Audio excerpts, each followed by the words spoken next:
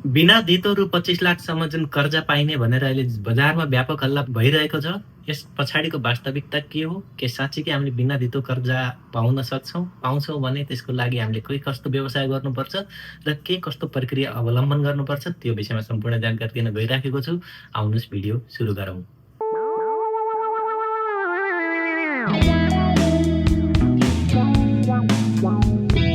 सर्वप्रथम म तपाईँलाई के जानकारी गराउन चाहन्छु भने नेपाल राष्ट्र बैंकद्वारा सहुलियतपूर्ण कर्जा कार्यविधि यसभन्दा अगाडि 2077 जारी गरिएको थियो भने भदौमा चाहिँ फेरि त्यो 2077 मा जारी गरिएको कार्यविधिलाई खारेज गरेर नेपाल राष्ट्र बैंकद्वारा सहुलियतपूर्ण कर्जा कार्यविधि 2082 जारी भएको छ।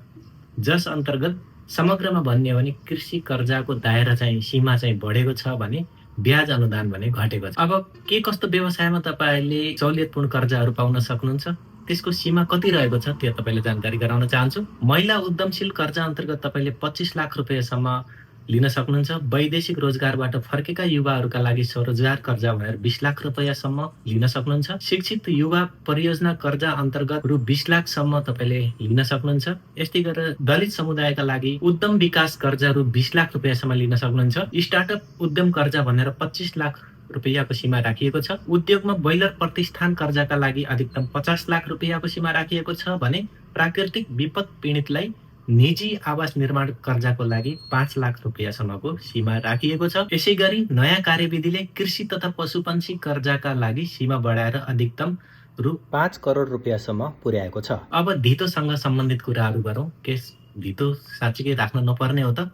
यस विषयमा म तपाईँलाई कार्यविधिको डिटेल लिङ्क तलपट्टि मैले डिस्क्रिप्सनमा राखिदिन्छु। आफैले डाउनलोड गरेर पनि पढ्नु होला। यही अन्तर्गत तपाईँले कर्जाहरू पाउनु नै हो। यही अनुसार तपाईँले सहुलियतहरू उपयोग गर्न पाउनु नै हो। नयाँ कार्यविधि अनुसार ब्याज अनुदानको दायरा पनि घटाइएको छ। यसअघि 10 प्रकारका कर्जामा ब्याज अनुदान दिँदै आइएको थियो भने अहिले 8 प्रकारका कर्जाहरूमा ब्याज अनुदान दिएको छ। यसै गरी 2075 सालमा जारी गरेको जुन कार्यविधि थियो, यसभन्दा अगाडि जुन कार्यविधि सहुलियत कर्जाको लागि जारी गरिएको थियो, त्यो चाहिँ यो नयाँ कार्यविधि आएसँगै खारेज भएको छ। राष्ट्र बैंकले बैंक तथा वित्तीय संस्थाहरूलाई दुवै कार्यविधि अन्तर्गतका ऋणीहरूको छुट्टा छुट्टै विवरण त्रैमासिक रूपमा आफ्नो वेबसाइट मार्फत सार्वजनिक गर्न निर्देशन पनि दिएको छ। अब सहुलियतपूर्ण कर्जामा परियोजना धितो र सामूहिक जमानीलाई प्राथमिकता दिएको छ। यसको अर्थ तपाईँले धितो नराखेमा पनि त्यो व्यवसायलाई नै धितोको रूपमा राखेर र सामूहिक जमानी, यदि तपाईँको व्यवसायमा धेरैजना व्यक्तिहरू इन्भल्भ हुनुहुन्छ भने तपाईँले सामूहिक जमानी राख्नुपर्ने हुन्छ। तपाईँ सिङ्गल हुनुहुन्छ भने तपाईँले व्यक्तिगत रूपमा चाहिँ आफ्नो घर परिवारसहितको जमानी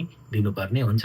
धितो नभए पनि तपाईँले सहुलियतपूर्ण कर्जा उपयोग गर्न पाउनुहुनेछ। 15 लाख रुपियाँसम्मको कर्जाको बिमा कर्जा सुरक्षण केन्द्रबाट नै हुनेछ भने त्योभन्दा बढी कर्जाको हकमा भने कर्जा बिमा बैंक तथा वित्तीय संस्थाबाट गर्नुपर्नेछ। साथै सहुलियतपूर्ण कर्जासँग सम्बन्धित परियोजना वा व्यवसायको बिमा भने सम्बन्धित ऋणीले गर्नुपर्ने व्यवस्था गरिएको छ यो कार्यविधि अन्तर्गत। अब साथीहरू, तपाईँहरूले एप्रोच गर्न सक्नुहुन्छ। कुनै पनि ब्याङ्कमा गएर चाहिँ एप्रोच गर्न सक्नुहुन्छ सहुलियतपूर्ण कर्जाको लागि र तपाईँहरूले चाहिँ बिना धितो सामूहिक जमानी र त्यो व्यवसायलाई नै धितोमा राखेर तपाईँले कर्जा उपयोग गर्न सक्नुहुन्छ। यससँग सम्बन्धित डिटेल कुराहरू यसमा मलाई लाग्छ 15-20 वटा पेजहरू छ। तपाईँहरूले पढ्नु होला, हेर्नु होला। 21 वटा पेज रहेछ, तपाईँले पढ्नु होला। सबै व्यवस्थापन यसमा रहेको छ, तपाईँले मजाले बुझ्न सक्नुहुन्छ। अनुसूची 1 बमोजिमको व्यवसायहरू भनेको छ। अनुसूची 1 बमोजिमको व्यवसायको लागि पनि तपाईँले सेड्युलमा हेर्नु होला। यहाँ तलपट्टि अनुसूची 1 मा के कस्तो व्यवसायहरू गर्नुपर्ने हुन्छ, लगभग सम्पूर्ण सबै जसो व्यवसायहरू यहाँनिर समेटेको छ। अब के कस्तो कागज पत्रहरू पेश गर्नुपर्छ त्यसको पनि यहाँ व्यवस्था रहेको छ।